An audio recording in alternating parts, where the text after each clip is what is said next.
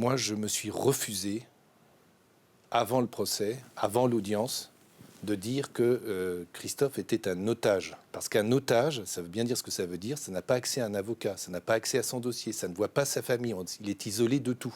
Et nous avons pu le défendre à telle enseigne que le procès tel qu'il s'est déroulé ce mercredi, il aurait pu se dérouler devant n'importe quelle juridiction française. Le procès de Boualem-Sansal a duré 14 minutes. Nous, nous sommes entrés à 9h, nous avons terminé à 17h15 avec 50 minutes d'interruption.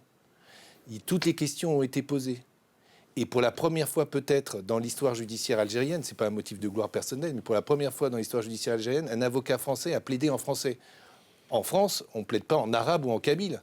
J'ai pu m'exprimer en français. Autre point que je voudrais souligner, c'est que tous les observateurs dans la salle d'audience, parce que c'était une audience publique, il y avait je ne sais combien de personnes des services secrets et des services de sécurité, mais il y avait beaucoup de confrères et consoeurs algériens de tous les barreaux qui étaient là par intérêt professionnel.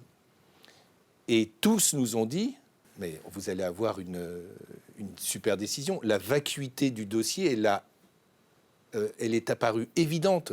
La minceur des charges a explosé au travers des réponses de Christophe. Donc tout le monde s'attendait à une décision très positive. Un acquittement ou une peine très, très, très inférieure à celle qui a été prononcée. Qu'est-ce qui s'est passé ? Je n'en sais fichtre rien. Mon analyse, qui n'engage que moi, c'est que pendant le temps du délibéré, les magistrats ont reçu une commande. De qui ? Je n'en sais rien.